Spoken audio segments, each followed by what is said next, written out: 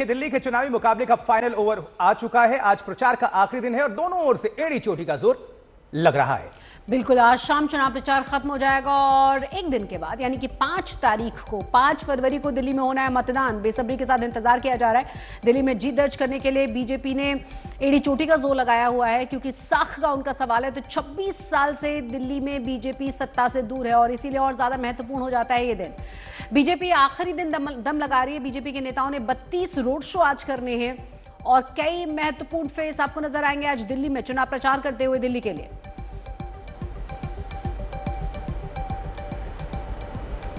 तो दिल्ली में करीब 27 दिनों तक धुआंधार चुनाव प्रचार चला और इन 27 दिनों में तमाम जो बड़े मुद्दे उठे, मोर्चे खुले, आखिर वक्त तक हमलों की बौछार होती रही और आज यह सिलसिला एक बार फिर से जारी रहने वाला है।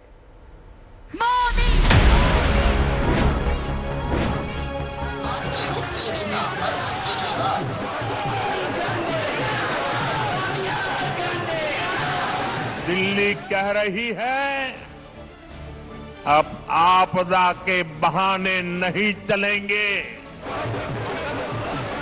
हरियाणा की सरकार ने दिल्ली में यमुना से आने वाले पानी में जहर मिला के भेज दिया है।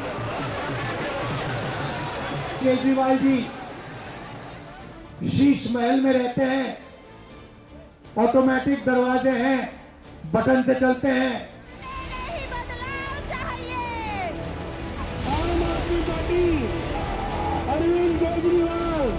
26 दिनों के प्रचार युद्ध का आखिरी पड़ाव आ चुका है। मैच का आखिरी ओवर चल रहा है। चंद गेंदें बची हैं। अंधाधुंध बल्ला भांजा जा रहा है। दिल्ली के चुनाव प्रचार में आज भी महारथियों का तांता लगने वाला है। Amit Shah 3 road show, Rajnath Singh 2 road show, Arvind Kejriwal New Delhi में जनसभा, प्रियंका गांधी वाड्रा कस्तूरबा नगर में सभा। बीजेपी अंतिम दौर में एड़ी चोटी का जोर लगा रही है। कल पीएम मोदी की रैली थी, उससे पहले बजट का पिटारा खुल चुका है। पीएम ने बड़ा वादा किया, दिल्ली में एक भी झुग्गी टूटने नहीं दी जाएगी। मैं आपको एक और गारंटी देता हूं, ये आपदा वाले अफवाह फैला रहे हैं, लेकिन याद रखिएगा दिल्ली में एक भी झुग्गी नहीं टूटेगी। बीजेपी ने बजट के बाद नया पोस्टर जारी किया है। सवाल है कि टैक्स में भारी छूट दिल्ली के मध्यम वर्ग को कितना लुभा पाती है। क्या टैक्स में राहत का ऐलान गेम चेंजर साबित होगा? स्कूल बनाए जाएं, बच्चों को अच्छी और फ्री शिक्षा दी जाए, अस्पताल बनाए जाएं, मोहल्ला क्लिनिक बनाए जाएं जिसमें जनता को अच्छा और फ्री इलाज दिया जाए, महिलाओं को फ्री बस का सफर दिया जाए, देश की तरह सड़कें बनाई जाएं, पानी बंद के ऊपर खर्च किया जाए, बिजली दी जाए, 24 घंटे बिजली की जाए। एक तरीका यह है कि सरकारी खजाना पूरा का पूरा एक एक पैसा जनता के कल्याण के ऊपर खर्च किया जाए।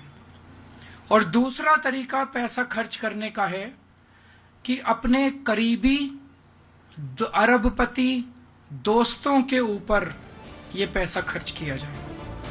आप, बीजेपी, कांग्रेस तीनों तरफ से मुफ्त सुविधाओं के वादों से दिल्ली की जनता को भिगोने की कोशिश होती रही। इस चुनाव में हर पार्टी के नेता मंदिरों, गुरुद्वारा, पुजारियों, ग्रंथियों के भी चक्कर लगाते रहे। कुछ वाजिब सवाल उठे तो कुछ अनर्गल आरोप भी लगे। लेकिन दिल्ली का ये चुनाव गरिमा विहीन अभियान के तौर पर ही याद रखा जाएगा।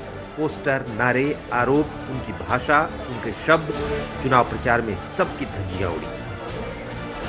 कुमार कुणाल, दिल्ली, आज तक। तो प्रचार का आज आखिरी दिन है और आखिरी दिन भी हमलों का सिलसिला लगातार जारी है। केजरीवाल ने कहा यह है कि अगर डबल इंजन की सरकार आ गई तो डबल इंजन सबको कुचल देगा। तो इस देश का वो कौन गुंडा है, वो कौन गुंडों का सरदार है जिसको देश के सारे गुंडे रिपोर्ट करते हैं? जनता पूछ रही है कि वो कौन गुंडा है जिसे किसी संस्था का डर नहीं है। पिछले 3-4 दिन से हम देख रहे हैं कि गाड़ियों के ऊपर हमले किए गए, गाड़ियां तोड़ दी गई आम आदमी पार्टी की, कई सारे मटेरियल जब्त कर लिया गया, तरह तरह से हमले किए जा रहे हैं। तो अब जनता ने मन बना लिया, बाकी सारी चीजें एक तरफ, इस बार इनकी गुंडई को हराना है। अब ये क्लियर हो गया है कि अगर डबल इंजन की सरकार आ गई है तो डबल इंजन कुचल देगा सब लोगों को, बख्शेगा नहीं। अपने पहियों के नीचे ये डबल इंजन सारी जनता को, गरीबों को, मिडिल क्लास को कुचल देगा ये इंजन। तो दिल्ली में यमुना के पानी में जहर मिलाने को लेकर भी सियासत होती रही और आज बीजेपी नेता संबित पात्रा ने पाइप से पानी की ब्लैकमेलिंग का आरोप लगाया और आम आदमी पार्टी को घेरा है। मॉल की है मतलब। देखिए, मतलब सोचिए, मॉल की पाइप है, मॉल मतलब मॉल की, मॉल से पानी आ रहा है। ये देखिए, ये मीटर लगी हुई है, ये आप देख सकते हैं, मीटर की रीडिंग भी इसमें दिख रही है। ये प्राइवेट मीटर, ये दिल्ली जल बोर्ड की मीटर नहीं है, ये दिल्ली जल बोर्ड की मीटर नहीं है, ये सरकारी मीटर नहीं है, ये प्राइवेट मीटर है। और जरा दिखाइए, यहाँ पे आप देखिए कैसे वेनिस बना हुआ है दिल्ली। वेनिस और यहाँ में फर्क सिर्फ कापासेडा में फर्क इतना है कि वेनिस में पानी नीचे होता है, यहाँ पानी सर के ऊपर है। ये कैनाल बह रही है, कैनाल आप देखिए, नहर बह रहा है सर के ऊपर। नमस्ते जी, आपके घर में भी पानी ऐसे ही आ रहा है? पानी इससे आ रहा है सर, इससे आ रहा है ना? सप्लाई का तो आता ही नहीं। पड़ोस पेड़ पानी। देखिए, ये मैं सर को नहीं जानता हूँ, सर अपने ऑफिस जा रहे हैं शायद, मगर मैंने सर से पूछा और सर ने खुद कहा कि पेड़ पानी भी पेड़ हो सकता है। और आप बात कर रहे हैं कि मुफ्त बिजली, मुफ्त पानी, कौन सा मुफ्त पानी? केंद्रीय मंत्री पीयूष गोयल ने कहा यह है कि दिल्ली में इस बार केजरीवाल की हार तय है, निश्चित है। दिल्ली के हमारे भाई बहन अगर विश्वास करते हैं तो मोदी की गारंटी पर विश्वास करते हैं।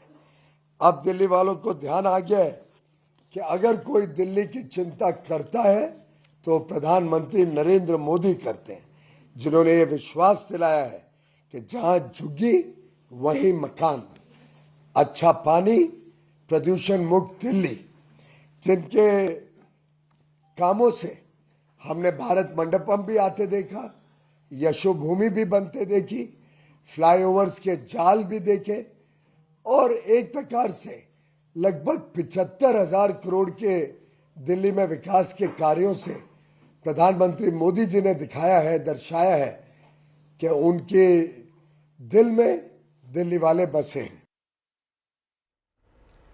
दो सहयोगी, दो संवाददाता इस वक्त दिल्ली से हमारे साथ जुड़ रहे हैं, हिमांशु मिश्रा और अमित भारद्वाज। अमित, इस वक्त काफी हलचल है दिल्ली में, आज चुनाव प्रचार का आखिरी दिन और जबरदस्त सभी नेता हर एक पार्टी से उतरे हुए हैं। क्या है हलचल, क्या है आज की कहानी? आशुतोष, देखिए, आज शाम 6 बजे तक आखिरी चांस होगा, आखिरी दाव होगा राजनीतिक पार्टियों का और नेताओं का कि कैसे वोटरों को अपनी तरफ खींच के लाया जाए। और यही वजह है कि चाहे कांग्रेस हो या आम आदमी पार्टी हो या बीजेपी हो, ताबड़तोड़ चुनाव प्रचार का कार्यक्रम लगाया गया है। आम आदमी पार्टी की तरफ से अरविंद केजरीवाल खुद जनसभा, रोड शो कर रहे हैं। मनीष सिसोदिया अपने इलाके में बाइक रैली निकाल रहे हैं। आतिशी मुख्यमंत्री जो दिल्ली की हैं, कालका जी में कैंपेन करते हुए दिखाई देंगी। और साथ ही अरविंद केजरीवाल की छतरपुर भी सभा लगी हुई है। कुल मिला के कोशिश ये होगी कि शाम के 6 बजने के पहले जितनी ज्यादा प्रचार प्रसार हो सके, जितना ज्यादा आपका। अमित, हम आपको यहाँ रोकेंगे, सीधे आपको लिए चलते हैं लोकसभा। ऋणग्रस्त वित्तीय संकट का आकलन करवा के किसानों का संपूर्ण कृषि ऋण माफ करने की योजना पर कोई विचार रखती है? यदि हाँ तो कब तक, यदि नहीं तो क्यों? कारण से बताने का कष्ट करें, क्योंकि देश का किसान कर्ज माफी पर सरकार की मंशा को जानना चाहता है। अध्यक्ष महोदय, ये बताए कि किसान का कर्जा माफ होगा या नहीं होगा? ये बताओ ना, राजस्थान में कौन सी सरकार ने कर्जा माफी की बात की थी, बताया करो ना आप। चलो, क्वेश्चन नंबर 9, श्री जयंत बसुमतारी। अध्यक्ष महोदय, क्वेश्चन नंबर 9। माननीय सदस्य उत्तर सभा पटल पे प्रस्तुत। धन्यवाद अध्यक्छ महोदय। मंत्री जी से मैं इस बात को जानना चाहूँगा कि हमारे नॉर्थ ईस्ट में 284 KGBV स्कूल है, इनमें से 19 KGBV रेंटेड प्रेमाइस में है, तो इसको अपने परमानेंट प्रेमाइस में ले जाने के लिए कोई धनराशि दिया गया है और कब तक ये तो देखा आपने, संसद में हंगामा लगातार जारी है। और दिल्ली वाली खबर पर एक बार फिर से बात कर लेते हैं आशुतोष, क्योंकि बहुत जबरदस्त हंगामा, अलग अलग जगहों पर रैलियां, ताबड़तोड़ सभाएं, अलग अलग जगहों पर तमाम बड़े फेसेस आज नजर आने वाले हैं, क्योंकि आज आखिरी दिन है प्रचार का और इसीलिए तमाम जो दिग्गज हैं मैदान में उतरे हुए हैं। हमारे दो संवाददाता हमारे साथ जुड़े हुए हैं, अमित भारद्वाज और हिमांशु मिश्रा। हिमांशु के पास हम अभी दर्शकों को लिए चलते हैं। हिमांशु, क्या हलचल है आज चूंकि चुनाव प्रचार का आखिरी दिन, पूरी तरह से हर एक पार्टी एड़ी चोटी का जोर लगा देगी जनता को कन्विंस करने के लिए, अपने पक्ष में वोट करने के लिए। देखिए, बिल्कुल दिल्ली का जो चुनाव प्रचार है आज वो 5 बजे थम जाएगा। उससे पहले तमाम पार्टियों की ये कोशिश है कि अपनी तरफ वोटर्स को लेके आया जाए। भारतीय जनता पार्टी की तरफ से 22 जो है जगह पे बड़े स्टार प्रचारक जो हैं वो कैंपेन कर रहे हैं। गृह मंत्री अमित शाह 3 असेंबली सीट्स पर जो है वो प्रचार करेंगे। जेपी नड्डा 2 सीटों पर अलग से प्रचार कर रहे हैं। यानी कि अगर कुल देखा जाए तो 27 सीटों को आज सीधा बीजेपी के स्टार प्रचारक वो टच कर रहे हैं। इससे पहले अगर आप देखेंगे तो लगातार भारतीय जनता पार्टी की तरफ से कोशिश थी कि हर विधानसभा सीट पर एक एक नेता जो है 2-2 बार हो जाए, और इसी को लेकर भारतीय जनता पार्टी लगातार हमलावर है आम आदमी पार्टी पर। उनका ये कहना है कि पिछले 10 सालों के अंदर आम आदमी पार्टी ने दिल्ली को कुछ दिया नहीं है, बल्कि सिर्फ उनके वोट लिए हैं।